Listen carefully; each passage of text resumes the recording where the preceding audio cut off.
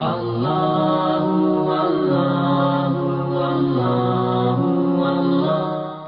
اب یہ بات تو بہرحال بہت بار بیان کی جا چکی کہ بسم اللہ الرحمن الرحیم آیت کا حصہ شمار نہیں کیا جاتا سوائے سورہ مبارکہ الحمد کے. باقی تمام سورتوں سے پہلے بسم اللہ الرحمن الرحیم حصہ شمار ہو کہ نہ ہو، مگر بغیر بسم اللہ کے سورہ پڑھنا کچھ اچھا نہیں لگتا،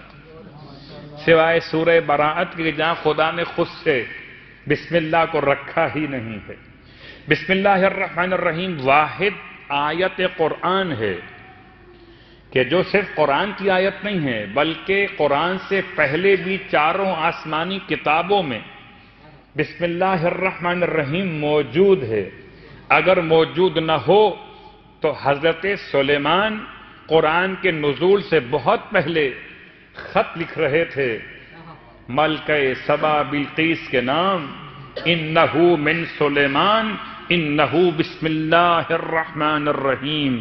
گویا قرآن بعد میں ہے بسم اللہ جب سے علم کا،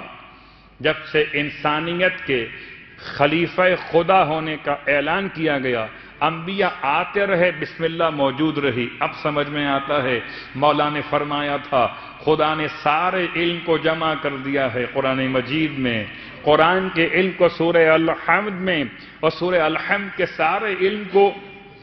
بسم اللہ الرحمن الرحیم میں، بسم اللہ کے سارے علم کو بسم اللہ کے با کے اندر، اور سارے با کے علم کو با کے نیچے والے نقطے میں، وَأَنَا النُّقْطَةُ تحت الباء.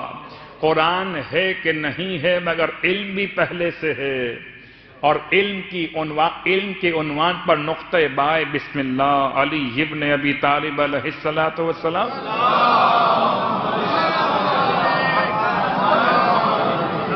کہ فضائل کا اظہار بھی پہلے سے ہے. بسم اللہ الرحمن الرحیم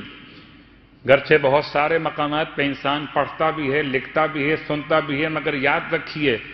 بسم اللہ الرحمن الرحیم کی تلاوت اکیلے انسان کے سارے مسائل کا حل ہے.